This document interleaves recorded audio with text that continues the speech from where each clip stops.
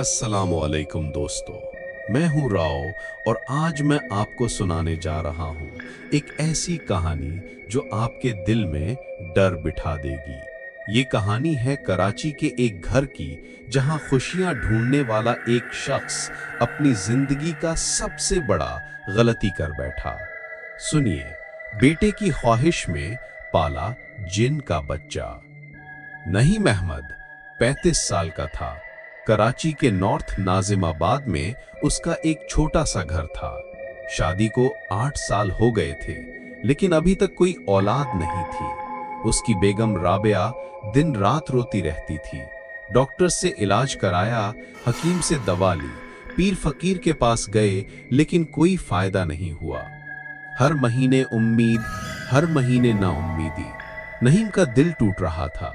उसके दोस्त और रिश्तेदार ताने मारते, अभी तक बच्चा नहीं हुआ, अल्लाह का क्या कसूर है।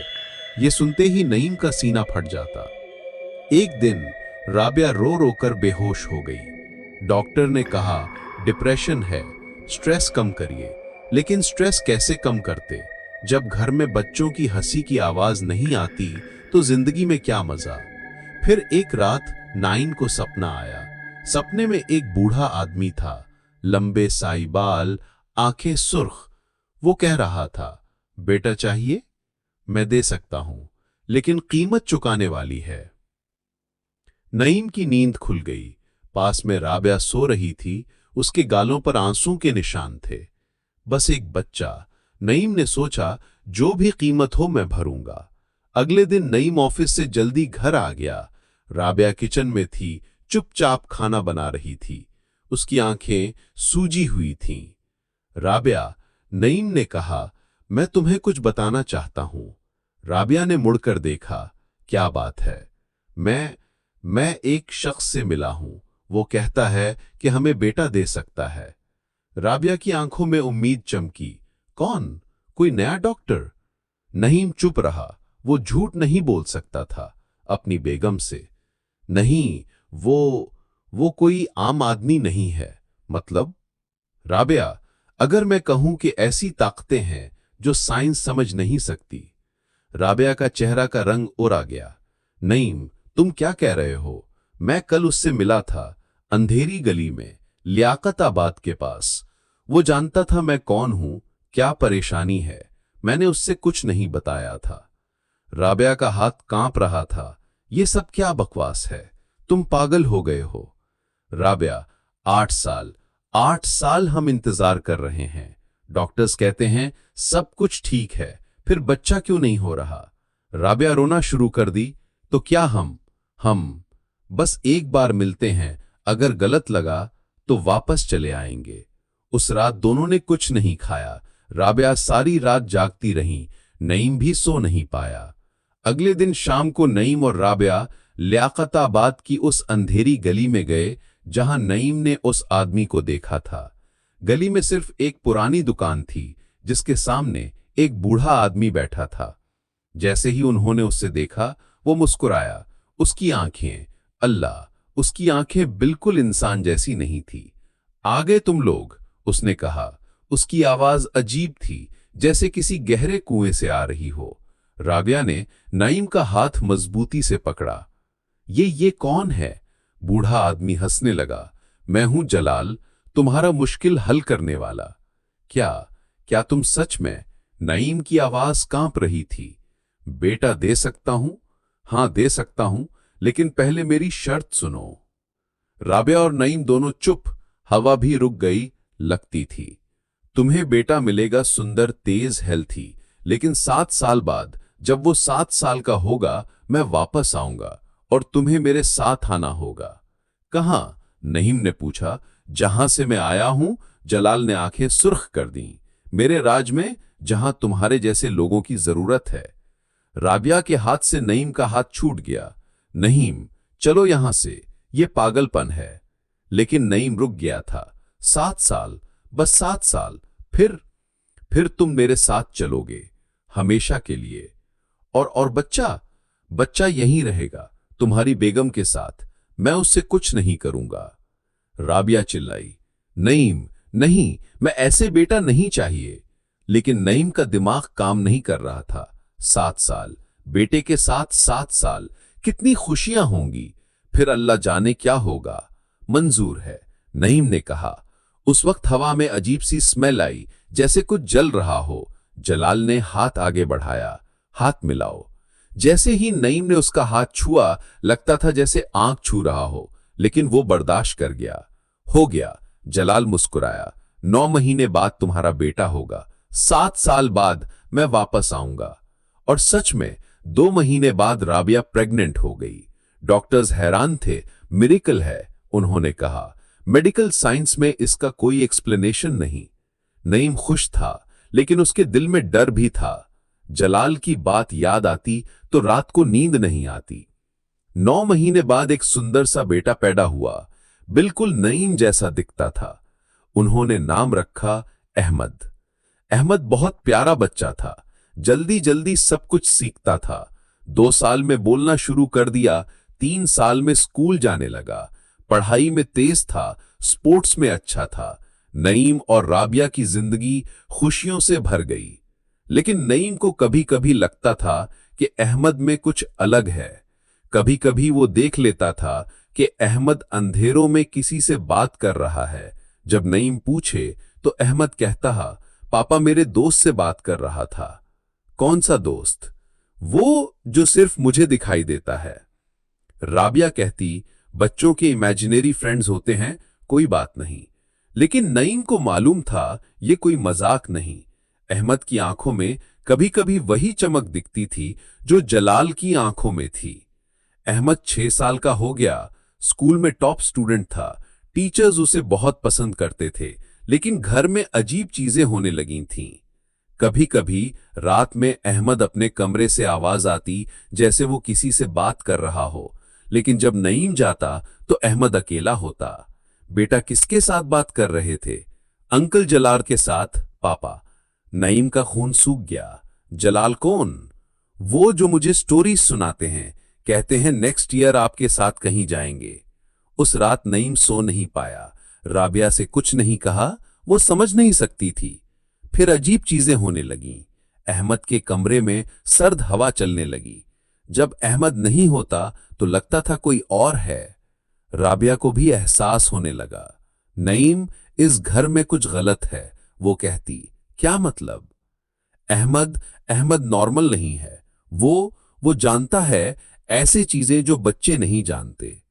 एक दिन अहमद ने राबिया से कहा, मामा, पापा को बताइए उनका वक्त खत्म होने वाला है। क्या कहा तुमने? अंकल जलाल ने कहा है। पापा ने प्रॉमिस किया था। अगले साल मुझे 7 साल का होने में सिर्फ 3 महीने बाकी हैं। राबिया की सांस रुक गई। नईम, नईम। उस रात नईम ने राबिया को सारी सच बात बता दी, जलाल के बारे में, डील के बारे में, सब कुछ। राबिया पागलों की तरह रो रही थी। तुमने क्या किया है, क्या किया है? राबिया, मैं बस बेटा चाहता था। इस कीमत पे तुम मुझे और अहमद को छोड़कर जाओगे? मैं कोई राह निकालूंगा। लेकिन क्या राह थी? जिनसे किया गया वादा वो तोड़ नहीं सकता था। अगले दिन से नईम हर जगह गया, मौलवियों के पास, पीर फकीर के पास। हर कोई यही कहता था, जिनका वादा तोड़ोगे तो बुरे अंजाम होगा। अहमद दिन ब दिन अजीब होता जा रहा था। कभी कभी वो ऐसी बातें करता था जो 6 साल के बच्चे को मालूम नहीं होनी चाहिए। पापा, आपको पता है जिन क्या करते हैं इंसानों के साथ? नहीं बेटा, मुझे नहीं पता। अंकल जलाल ने बताया है, वो लोग इंसानों को अपना गुलाम बनाते हैं, हमेशा के लिए। अहमद, ये सब बातें क्यों कर रहे हो? क्योंकि आपको पता होना चाहिए, 2 महीने बाद मैं 7 साल का हो जाऊंगा। नईम ने आखिरी कोशिश की। वो उस मौलवी साहब के पास गया जो जिन्नात के मामले में माहिर थे। मौलवी साहब, मुझसे गलती हुई है, कोई राह है? मौलवी साहब ने उसकी बात सुनी। बेटा, ये बहुत खतरनाक काम किया है तुमने। मैं जानता हूं, लेकिन कुछ तो कर सकते हैं। सिर्फ एक राह है, लेकिन वो भी मुश्किल है। क्या? जिन ने जो दिया है वो वापस ले लेगा। लेकिन अगर तुम सच्ची तौबा कर लो और अपनी जिंदगी अल्लाह के राह में लगा दो, तो मुमकिन है अल्लाह तुम्हें माफ कर दे। मतलब? तुम्हें उस जिन का सामना करना होगा, उसे कहना होगा कि तुम गलत थे और अब सिर्फ अल्लाह से मदद चाहते हो। और अगर वो नहीं माने तो अल्लाह ही तुम्हारी हिफाजत कर सकता है। नईम घर आया। राबिया इंतजार कर रही थी क्या कहा मौलवी साहब ने? कहा है कि मुझे जलाल से मुंह मोड़कर बात करनी होगी। मतलब मुझे उससे कहना होगा कि मैं वादा नहीं निभाऊंगा। राबिया के चेहरे का रंग उड़ा गया। और फिर जो अल्लाह चाहेगा। अहमद का 7th बर्थडे सिर्फ एक दिन बाकी था। उस रात घर में अजीब सी खामोशी थी। अहमद अपने कमरे में था, बिल्कुल चुप। रात के 12 बजे अचानक घर में ठंड पड़ी, जैसे कोई फ्रीजर ऑन कर दिया हो।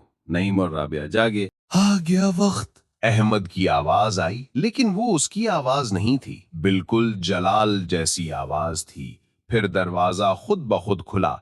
जलाल अंदर आया। वो पहले से भी डरावना लगता था। उसकी आंखें बिल्कुल सुराख थीं, जिस्म से स्मोक निकल रही थी। नईम, रेडी हो? नईम की टांगें कांप रही थीं, लेकिन वो खड़ा हो गया। जलाल, मैं ये वादा नहीं निभा सकता। जलाल ने आंखें तरेड़ दी। क्या कहा? मैं कहता हूं कि ये डील गलत थी। मैं अपने अल्लाह से तौबा करता हूं। जलाल की आवाज गूंज उठी, जैसे बादल गरजा हो। कमीने, वादा किया था। मैं जानता हूं, लेकिन मैं गलत था। सिर्फ अल्लाह से औलाद मांगनी चाहिए थी। तो फिर अहमद को वापस कर दो। उस वक्त नईम का दिल रुक गया। नहीं, अहमद मेरा बेटा है, तुम्हारा बेटा। जलाल हंसने लगा। ये मेरी शक्ति से पैदा हुआ है, मेरा है ये। अहमद अचानक अपने कमरे से निकला। उसकी आंखें बिल्कुल जलाल जैसी हो गई थीं। पापा, मैं जलाल अंकल के साथ जाऊंगा। अहमद नहीं, राबिया चिल्लाने लगी। नईम, अहमद को बचाओ। नईम ने अहमद को पकड़ने की कोशिश की, लेकिन अहमद उसके हाथ से फिसल गया। पापा, मुझे जाने दीजिए, मैं अंकल के साथ खुश रहूंगा। नहीं, तुम मेरा बेटा हो, मैं तुम्हें नहीं जाने दूंगा। जलाल ने हाथ उठाकर नईम को धक्का दिया। नईम वॉल से टकरा गया। अल्लाह, अल्लाह मदद कर। ला हौला वला कुव्वता इल्ला बिल्लाह। जैसे ही नईम ने ये कहा, जलाल ने चीखते हुए हाथ अपने कानों पे रखे। बंद करो ये पढ़ना। आयतुल कुर्सी। अल्लाहु ला इलाहा इल्ला हुवल हय्युल कय्यूम। घर में अजीब रोशनी आ गई। जलाल की शक्ति कम होने लगी। अहमद, अहमद बेटा, वापस आ जाओ, अल्लाह के नाम पे। अहमद का चेहरा कंफ्यूज हो गया। पापा, मैं कौन हूं? तुम मेरा बेटा हो, अहमद हो। अल्लाह ने तुम्हें मुझे दिया है, किसी जिन ने नहीं। जलाल गुस्से में आकर नईम पे हमला करने लगा, लेकिन नईम कुरान की आयतें पढ़ता रहा। कुल आऊज़ु बिरब्बिन नास, मालिकिन नास, इलाहिन नास। जलाल की शक्ति बिल्कुल खत्म होने लगी। वो चिल्लाया, ये तुम्हारी जीत नहीं, मैं वापस आऊंगा। नहीं आएगा, नईम ने कहा, क्योंकि अब मुझे पता है कि अल्लाह से बड़ा कोई नहीं। जलाल गायब हो गया। अहमद नॉर्मल हो गया, लेकिन वो कंफ्यूज था। पापा, क्या हुआ था? कुछ नहीं बेटा, बस बुरा सपना था। उसके बाद से नईम ने अपनी जिंदगी बदल दी।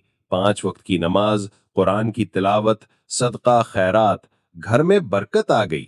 अहमद नॉर्मल बच्चा बन गया। उसे कुछ याद नहीं था जलाल के बारे में। सिर्फ कभी कभी रात में उसे बुरा सपना आता। राबिया प्रेग्नेंट हुई फिर से, इस बार नेचुरल तरीके से।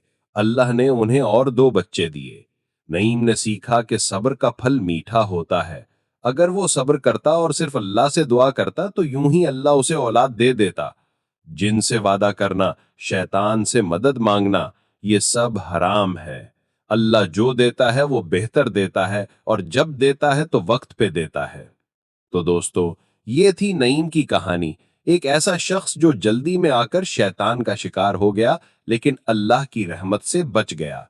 याद रखिए, मुश्किल वक्त में सिर्फ अल्लाह से मदद मांगिए। किसी जिन, किसी शैतान, किसी पीर फकीर से नहीं, क्योंकि जो चीज हराम राह से मिले वो कभी खुशी नहीं देती। अल्लाह आप सबकी हिफाजत करे।